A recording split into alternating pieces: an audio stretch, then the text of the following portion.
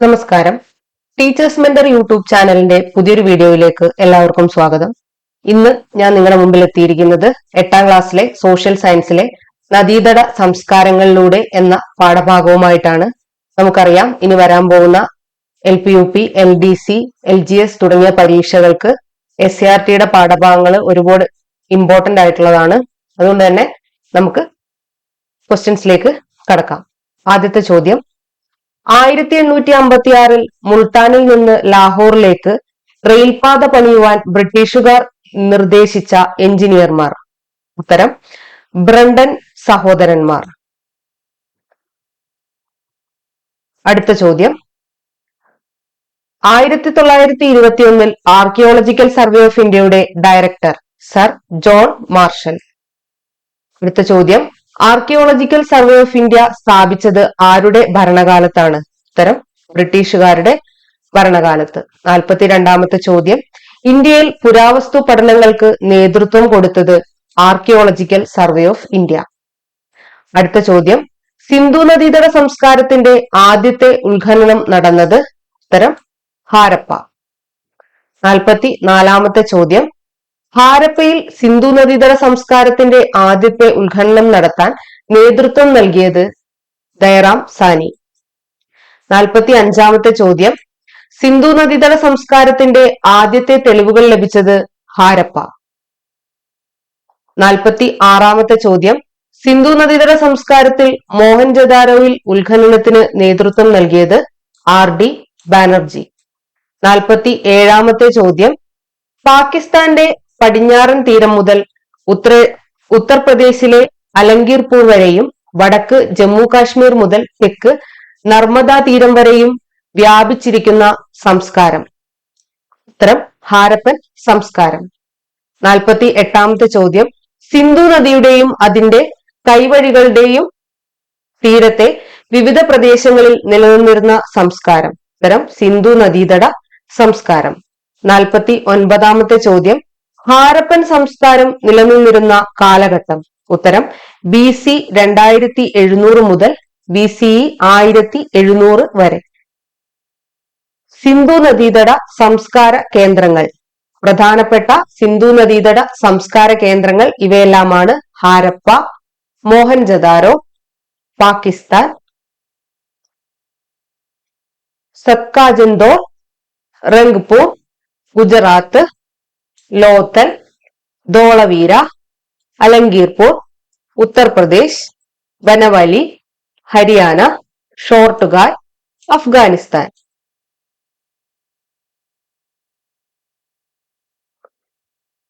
50ാമത്തെ ചോദ്യം: സിന്ധു നദീതട സംസ്കാരത്തിൽ വലിയ കുളത്തിന്റെ അവശിഷ്ടങ്ങൾ കണ്ടെത്തിയ പ്രദേശം? മോഹൻജദാരോ. 51ാമത്തെ ചോദ്യം: സിന്ധു നദീതട സംസ്കാരത്തിന്റെ ഭാഗമായ ഹാരപ്പയിലെ നഗര സവിശേഷതകൾ. പടിഞ്ഞാറുള്ള ഉയർന്ന ഭാഗം ഭരണാധികാരികളായിരുന്നു ഉപയോഗിച്ചിരുന്നത്. അസംബ്ലി ഹാൾ എന്ന് കരുതുന്ന ഒരു വലിയ കെട്ടിടത്തിന്റെ അവശിഷ്ടങ്ങളും അവിടെ നിന്ന് ലഭിച്ചിട്ടുണ്ട്. അതുപോലെ തന്നെ താഴ്ന്ന ഭാഗം സാധാരണക്കാരുടെ വാസസ്ഥലങ്ങളായിരുന്നു. അടുത്തത് വീടുകളാണെന്ന് സൂചിപ്പിക്കുന്ന നിരവധി കെട്ടിടങ്ങളുടെ അവശിഷ്ടങ്ങൾ അവിടെ നിന്നും ലഭിച്ചിട്ടുണ്ട്. ഉറപ്പുള്ള ചുട്ട ഇഷ്ടികയുടെ ഉപയോഗമായിരുന്നു ഹാരപ്പയിലെ നഗരങ്ങളുടെ പ്രധാന പ്രത്യേകത. കെട്ടിടങ്ങളെല്ലാം നിർമ്മിച്ചിരിക്കുന്നത് ചുട്ട ഇഷ്ടികകൾ ഉപയോഗിച്ചായിരുന്നു. അടുത്തത് നെല്ല് കൃഷി ചെയ്തിരുന്നതിന്റെ തെളിവുകൾ ലഭിച്ച ഗുജറാത്തിലെ പ്രദേശം. ഉത്തരം: റംഗ്പൂർ, ലോഥൽ. ഇത് നമുക്ക് കുറച്ച് ഫാക്ടുകൾ നോക്കാം. രാജസ്ഥാനിലെ കാലിബംഗനിൽ നിലം ഉഴുതുമറിച്ച് കൃഷി നടത്തിയിരുന്നു. അതുപോലെ തന്നെ കളിമണ്ണിൽ തീർത്ത കലപ്പയുടെ രൂപങ്ങൾ ലഭിച്ചിട്ടുണ്ട്. മറ്റൊരു ഫാക്ടാണ് ജലസേചനത്തിന് വേണ്ടി കനാലുകൾ നിർമ്മിച്ചിരുന്നു. പിന്നെ കാർഷിക വൃത്തിക്കൊപ്പം മൃഗപരിപാലനവും നിലനിന്നിരുന്നു. മൃഗങ്ങളുടെ എല്ലുകളുടെ അവശിഷ്ടങ്ങൾ ധാരാളം ലഭിച്ചിട്ടുണ്ട്. കണ്ടാമൃഗത്തിന്റെയും ആനയുടെയും കളിമൺ രൂപങ്ങൾ ലഭിച്ചിട്ടുണ്ട്.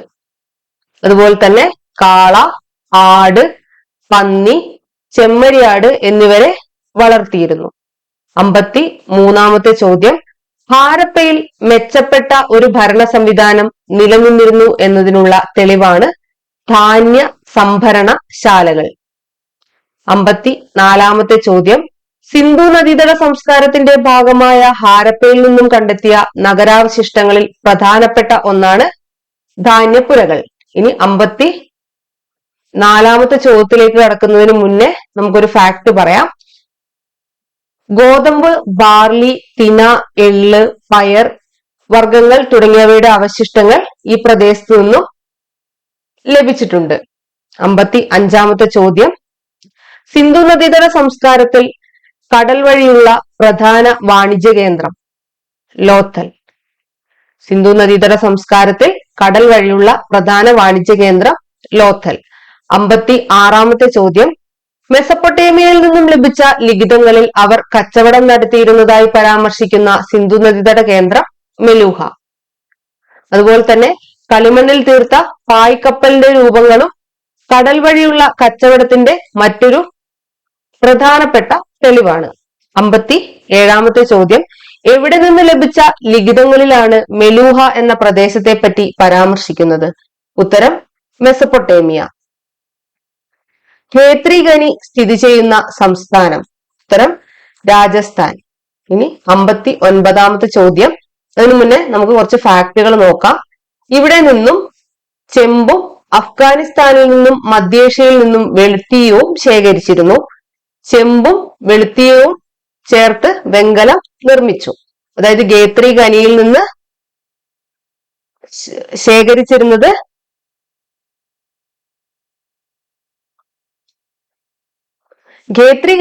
ശേഖരിച്ചിരുന്നത് ചെമ്പാണ്. അതുപോലെ തന്നെ അഫ്ഗാനിസ്ഥാനിൽ നിന്നും മധ്യേഷ്യയിൽ നിന്നും വെളുത്തീയവും ശേഖരിച്ചിരുന്നു. ഈ ചെമ്പും വെളുത്തീയവും ചേർത്ത് വെങ്കലം നിർമ്മിച്ചിരുന്നു. അതുപോലെ തന്നെ വെങ്കലം ഉപയോഗിച്ച് ഉപകരണങ്ങളും ആയുധങ്ങളും നിർമ്മിച്ചിരുന്നു. അടുത്ത ചോദ്യം 59 ചോദ്യമാണ്.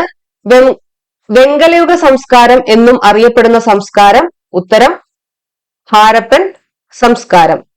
സിന്ധു നദീതട സംസ്കാരത്തിന്റെ ഭാഗമായ ഹാരപ്പൻ ജനതയുടെ കരകൗശല വസ്തുക്കളുടെയും തൊഴിൽ കൂട്ടങ്ങളുടെയും സവിശേഷതകൾ എന്തെല്ലാമായിരുന്നു? ഉത്തരം ഹാരപ്പയിൽ നിന്ന് ലഭിച്ച മുദ്രകൾ, കളിമൺ രൂപങ്ങൾ, പാത്രങ്ങൾ, ആഭരണങ്ങൾ തുടങ്ങിയവ അവരുടെ കരവിരുതിന് ഉദാഹരണമായിരുന്നു. അതുപോലെ തന്നെ മൺപാത്ര നിർമ്മാണത്തിനായി ഉപയോഗിച്ച ചൂളകളുടെ അവശിഷ്ടങ്ങൾ ധാരാളമായി ലഭിച്ചിരുന്നു. മൺപാത്രങ്ങളിൽ അലങ്കാരപ്പണികൾ നടത്തി കളിമണ്ണിൽ മൃഗരൂപങ്ങൾ നിർമ്മിച്ചു. സ്ത്രീ പുരുഷ രൂപങ്ങളും വണ്ടികളുടെ രൂപങ്ങളും ലഭിച്ചിട്ടുണ്ട്. ചെമ്പ്, വെങ്കലം, സ്വർണം എന്നിവ ഉപയോഗിച്ചുള്ള ആഭരണങ്ങൾ നിർമ്മിച്ചിരുന്നു. കളിമണ്ണ്, വെങ്കലം, ആമത്തോട് എന്നിവ ഉപയോഗിച്ച് വളകൾ നിർമ്മിച്ചിട്ടുണ്ട്. അടുത്തതായി, ഹാരപ്പൻ ജനതയുടെ മികച്ച കലാവൈഭവം പ്രകടമാകുന്നത് മുദ്രകളുടെ നിർമ്മിതികളിലാണ്. കളിമണ്ണ് കൊണ്ടും മുദ്ര നിർമ്മിച്ചിരുന്നു. 61 ചോദ്യം, സിന്ധു നദീതട സംസ്കാരത്തിൽ മുത്തുനിർമ്മാണ കേന്ദ്രത്തിന്റെ പ്രധാന തെളിവുകൾ ലഭിച്ചിരുന്ന സ്ഥലമേത്? ഉത്തരം ലോഥൽ. 62 ചോദ്യം, കരകൗശല വസ്തുക്കളുടെ നിർമ്മാണത്തിന് വൈദഗ്ധ്യമുണ്ടായിരുന്നെങ്കിലും ആയുധ നിർമ്മാണത്തിന് അത്ര പ്രാധാന്യം നൽകാതിരുന്ന ജനത? ഉത്തരം ഹാരപ്പൻ ജനത. 63 ചോദ്യം, സിന്ധു നദീതട സംസ്കാരത്തിൽ 63 ചോദ്യം, സിന്ധു നദീതട സംസ്കാരത്തിൽ നർത്തകിയുടെ പ്രതിമ ലഭിച്ച പ്രദേശം? ഉത്തരം മോഹൻജദാരോ. 64 ചോദ്യം, സിന്ധു നദീതട സംസ്കാരത്തിന്റെ സൂചന ബോർഡ് ലഭിച്ച പ്രദേശം? ധോളവീര. 64 ചോദ്യങ്ങൾ നമ്മൾ ഡിസ്കസ് ചെയ്യുന്നു. ഇനി നമ്മൾ ഡിസ്കസ് ചെയ്യാൻ പോകുന്നത് 65 ചോദ്യമാണ്. സിന്ധു നദീതട സംസ്കാരത്തിൽ കളിമണ്ണിൽ നിർമ്മിച്ച ധാരാളം സ്ത്രീരൂപങ്ങൾ ലഭിച്ച പ്രദേശം? ഉത്തരം ഹാരപ്പ. 66 ചോദ്യം, മാതൃദൈവ ആരാധന നിലനിന്നിരുന്ന സംസ്കാരം? ഉത്തരം ഹാരപ്പൻ സംസ്കാരം. 67 ചോദ്യം, പുരുഷ രൂപത്തിലുള്ള ആദിമ ശിവന്റെ ശില്പങ്ങൾ ലഭിച്ചത്? ഉത്തരം ഹാരപ്പയിൽ നിന്ന്. 68ാമത്തെ ചോദ്യം, ഹാരപ്പൻ സംസ്കാരം ക്ഷയിച്ച കാലഘട്ടം ഏകദേശം BC 1700. BC അല്ലെങ്കിൽ BCE രണ്ടും ഒന്ന് തന്നെയാണ്. ഇപ്പൊ ഉപയോഗിക്കുന്ന ടേം എന്ന് പറഞ്ഞാൽ BCE ആണ്. ഇനി 69ാമത്തെ ചോദ്യം, സംസ്കാരങ്ങളുടെ ഈറ്റില്ലം എന്നറിയപ്പെടുന്നത് നദീതടങ്ങൾ. 70ാമത്തെ ചോദ്യം, ഹാരപ്പൻ സംസ്കാരത്തിന്റെ തകർച്ചയ്ക്കുള്ള പ്രധാന കാരണങ്ങൾ. 1. വെള്ളപ്പൊക്കം. 2. പുറമേ നിന്നുള്ള ആക്രമണങ്ങൾ, അതുപോലെ തന്നെ വനനശീകരണം. അടുത്തത് കാർഷിക മേഖലയിൽ ഉണ്ടായ തകർച്ച, പകർച്ചവ്യാധികൾ. ഇനി 71ാമത്തെ ചോദ്യം, സിന്ധു നദീതട സംസ്കാരത്തിന് സമകാലികമായ സംസ്കാരങ്ങൾ. 1. മെസപ്പൊട്ടേമിയൻ സംസ്കാരം. 2. ഈജിപ്ഷ്യൻ സംസ്കാരം.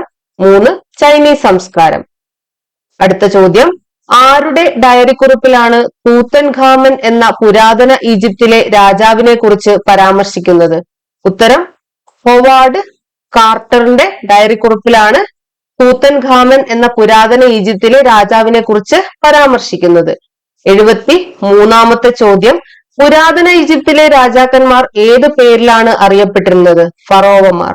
74ാമത്തെ ചോദ്യം, മൃതശരീരം കേടുകൂടാതെ സൂക്ഷിച്ചിരുന്ന രീതി, അതായത് മമ്മി, ഏത് സംസ്കാരത്തിന്റെ ഭാഗമായിരുന്നു? ഉത്തരം ഈജിപ്ഷ്യൻ സംസ്കാരം. 75ാമത്തെ ചോദ്യം, മമ്മികളെ സൂക്ഷിച്ചിരുന്ന വലിയ ശവകുടീരങ്ങൾ അറിയപ്പെട്ടിരുന്ന പേര്? ഉത്തരം പിരമിഡുകൾ.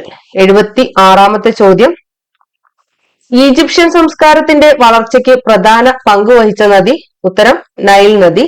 77ാമത്തെ ചോദ്യം, ഈജിപ്ഷ്യൻ സംസ്കാരത്തിന്റെ അടിത്തറ? ഉത്തരം കൃഷി. 78ാമത്തെ ചോദ്യത്തിലേക്ക് കടക്കാം. 78ാമത്തെ ചോദ്യം, നെയ്ത്ത്, സ്ഫടിക പാത്ര നിർമ്മാണം എന്നിവയിൽ ഏർപ്പെട്ടിരുന്ന ജനവിഭാഗം? ഉത്തരം ഈജിപ്ഷ്യൻ ജനവിഭാഗം. 79ാമത്തെ ചോദ്യം, പ്രാചീന കാലഘട്ടത്തിൽ ഹൈറോഗ്ലിഫിക്സ് എഴുത്തുവിദ്യ രൂപപ്പെടുത്തിയ സംസ്കാരം? ഉത്തരം ഈജിപ്ഷ്യൻ സംസ്കാരം. 80ാമത്തെ ചോദ്യം, ഹൈറോഗ്ലിഫിക്സ് എന്ന വാക്കിനർത്ഥം? ഉത്തരം വിശുദ്ധമായ എഴുത്ത്. 81ാമത്തെ ചോദ്യം, ഏത് ചെടിയുടെ ഇലകൾ ഉപയോഗിച്ചാണ് ഈജിപ്ഷ്യൻ ജനത ഹൈറോഗ്ലിഫിക്സ് ലിപി എഴുതിയിരുന്നത്?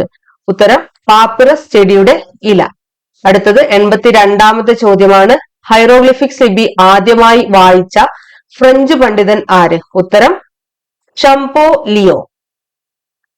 83ാമത്തെ ചോദ്യം, ഫ്രാൻസിലെ ഭരണാധികാരിയായിരുന്ന നെപ്പോളിയന്റെ ഈജിപ്ത് ആക്രമണ കാലത്ത് നെപ്പോളിയനോടൊപ്പം ഉണ്ടായിരുന്നത്? ഉത്തരം ഷംപോ ലിയോ ആണ്. ഇനി 84ാമത്തെ ചോദ്യം, ഹൈറോഗ്ലിഫിക്സ് ലിപികൾ എഴുതപ്പെട്ടിരുന്ന ശിലയായ റോസറ്റ ഏത് നദീമുഖത്താണ് സ്ഥിതി ചെയ്യുന്നത്? ഉത്തരം നൈൽ. 85ാമത്തെ ചോദ്യം, മനുഷ്യന്റെ തലയും സിംഹത്തിന്റെ ഉടലുമുള്ള സ്ഫിങ്സ് എന്ന പ്രതിമ ഏത് സംസ്കാരത്തിന്റെ ഭാഗമായാണ് കാണാൻ സാധിക്കുക? ഉത്തരം ഈജിപ്ഷ്യൻ സംസ്കാരത്തിന്റെ ഭാഗമായിട്ട്. 86ാമത്തെ ചോദ്യം, ഈജിപ്ഷ്യൻ കലണ്ടറിലെ ഒരു വർഷത്തിലെ ദിവസങ്ങൾ? 365. ഇനി 87ാമത്തെ ചോദ്യം, ഈജിപ്ഷ്യൻ കലണ്ടറിലെ മാസങ്ങളുടെ എണ്ണം? ഉത്തരം 12. 88ാമത്തെ ചോദ്യം, ഈജിപ്ഷ്യൻ കലണ്ടറിലെ ഒരു മാസത്തിലെ ദിവസങ്ങളുടെ എണ്ണം? 30. ചോദ്യ നമ്പറിന് ചെറിയൊരു മാറ്റമുണ്ട്, ഇത് എഡിറ്റ് ചെയ്യുമ്പോൾ മിസ്റ്റേക്ക് പറ്റിയതാണ്. അടുത്ത ചോദ്യം നമുക്ക് നോക്കാം. അടുത്ത ചോദ്യം 89ാമത്തെ ചോദ്യം, ഈജിപ്ഷ്യൻ കലണ്ടറിലെ ആഘോഷങ്ങൾക്കായി മാറ്റിവെച്ച ദിവസങ്ങൾ? 5.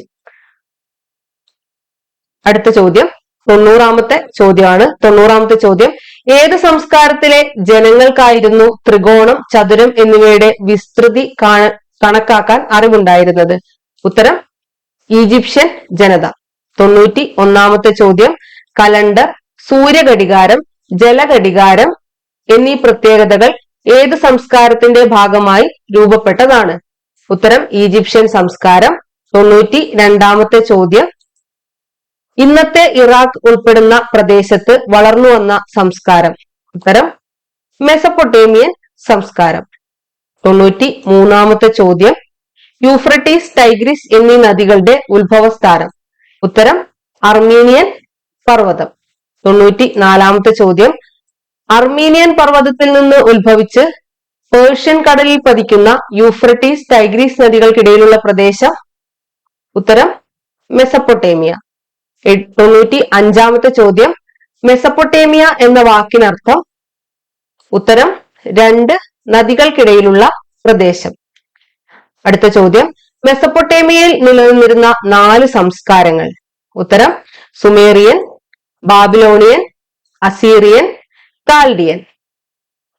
അടുത്ത ചോദ്യം, ക്യൂണിഫോം എഴുത്തുവിദ്യ നിലനിന്നിരുന്ന പ്രാചീന സംസ്കാരം? ഉത്തരം മെസപ്പൊട്ടേമിയ. അടുത്ത ചോദ്യം, സിന്ധു നദീതട സംസ്കാരത്തിലെ ജനങ്ങളുമായി കച്ചവട ബന്ധമുണ്ടായിരുന്ന ജനത? ഉത്തരം മെസപ്പൊട്ടേമിയൻ ജനത. അടുത്ത ചോദ്യം, മെസപ്പൊട്ടേമിയൻ ലിപികളുടെ ആകൃതി? ഉത്തരം ആപ്പിന്റെ ആകൃതി. അടുത്ത ചോദ്യം, ജ്യോതിശാസ്ത്രം, ഗണിതശാസ്ത്രം എന്നീ മേഖലകളിൽ ശ്രദ്ധേയമായ നേട്ടങ്ങൾ കൈവരിക്കുകയും ഗണിതശാസ്ത്രത്തിലെ ഹരണം, ഗുണനം, വർഗമൂലം എന്നിവ അറിയാമായിരുന്നതുമായ ജനത? ഉത്തരം മെസപ്പൊട്ടേമിയൻ ജനത. അടുത്ത ചോദ്യം നമുക്ക് നോക്കാം. അടുത്ത ചോദ്യം എന്ന് പറയുന്നത്, ചന്ദ്രന്റെ ചലനത്തെ അടിസ്ഥാനമാക്കി കലണ്ടർ തയ്യാറാക്കുകയും ഒരു വർഷത്തെ 12 മാസങ്ങളായും ഒരു മാസത്തെ 4 ആഴ്ചകളായും വിഭജിച്ച് ശാസ്ത്രരംഗത്ത് നേട്ടങ്ങൾ ഉണ്ടാക്കിയ പ്രാചീന സംസ്കാരം? ഉത്തരം മെസപ്പൊട്ടേമിയൻ സംസ്കാരം. ഇനി അടുത്ത ചോദ്യം, മെസപ്പൊട്ടേമിയൻ സംസ്കാരത്തിലെ ഒരു ദിവസത്തിലെ മണിക്കൂറുകളുടെ എണ്ണം? മെസപ്പൊട്ടേമിയൻ സംസ്കാരത്തിലെ ഒരു ദിവസത്തിലെ മണിക്കൂറുകളുടെ എണ്ണം? ഉത്തരം 24 മണിക്കൂർ. ഇനി അടുത്ത ചോദ്യം, മൺകൂനകൾ നിർമ്മിച്ച് അതിനു മുകളിൽ ഇഷ്ടികകൾ ഉപയോഗിച്ച് സിഗുറാത്തുകൾ നിർമ്മിച്ച പ്രാചീന സംസ്കാരം? ഉത്തരം മെസപ്പൊട്ടേമിയൻ സംസ്കാരം. അടുത്ത ചോദ്യം, ഹൊയാങ്ഹോ നദീതടങ്ങളിൽ വളർന്നു വന്ന പ്രാചീന സംസ്കാരം? ഉത്തരം ചൈനീസ് സംസ്കാരം. അടുത്ത ചോദ്യം, ചൈനീസ് സംസ്കാരത്തിന്റെ അടിത്തറ? ഉത്തരം കൃഷി. 107-ാമത്തെ ചോദ്യം, നെയ്ത്ത്, മൺപാത്രം, പട്ടുവസ്ത്ര നിർമ്മാണം എന്നിവയിൽ വിദഗ്ധരായിരുന്ന ജനവിഭാഗം? ഉത്തരം ചൈനീസ് ജനവിഭാഗം. 108-ാമത്തെ ചോദ്യം, അക്ഷരങ്ങൾക്ക് പകരം ചിത്രങ്ങൾ ഉപയോഗിച്ച് എഴുതിയിരുന്ന ജനതയെ ഏത് സംസ്കാരത്തിലാണ് കാണാൻ സാധിച്ചിരുന്നത്? ഉത്തരം ചൈനീസ് സംസ്കാരം.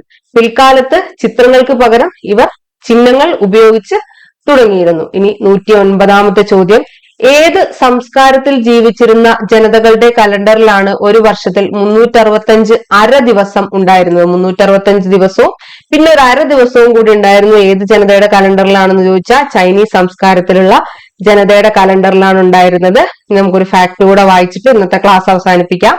മെസപ്പൊട്ടേമിയൻ സംസ്കാരം, ഈജിപ്ഷ്യൻ സംസ്കാരം, അതുപോലെ തന്നെ ചൈനീസ് സംസ്കാരം, ഇവയുടെയൊക്കെ പൊതുവായ പ്രത്യേകത വെങ്കലത്തിൽ നിർമ്മിച്ച ഉപകരണങ്ങളുടെ വ്യാപകമായിട്ടുള്ള ഉപയോഗമായിരുന്നു. അതിനാൽ ഈ സംസ്കാരങ്ങളെയെല്ലാം പൊതുവെ വെങ്കലയുഗ സംസ്കാരങ്ങൾ എന്നുകൂടി അറിയപ്പെടുന്നുണ്ട്. ഇന്ന് നമ്മൾ ഡിസ്കസ് ചെയ്തത് SCERT പാഠപുസ്തകത്തിലെ സോഷ്യൽ സയൻസിന്റെ 8ാം ക്ലാസ്സിലെ 2ാമത്തെ ചാപ്റ്റർ ആണ്. നിങ്ങൾക്ക് എല്ലാവർക്കും ഈ വീഡിയോ ഇഷ്ടപ്പെട്ടിട്ടുണ്ടെങ്കിൽ തീർച്ചയായിട്ടും ലൈക്ക് ചെയ്യുക, ഷെയർ ചെയ്യുക, സബ്സ്ക്രൈബ് ചെയ്യുക. മറ്റൊരു വീഡിയോയുമായിട്ട് എത്തുന്നത് വരെ എല്ലാവർക്കും നന്ദി.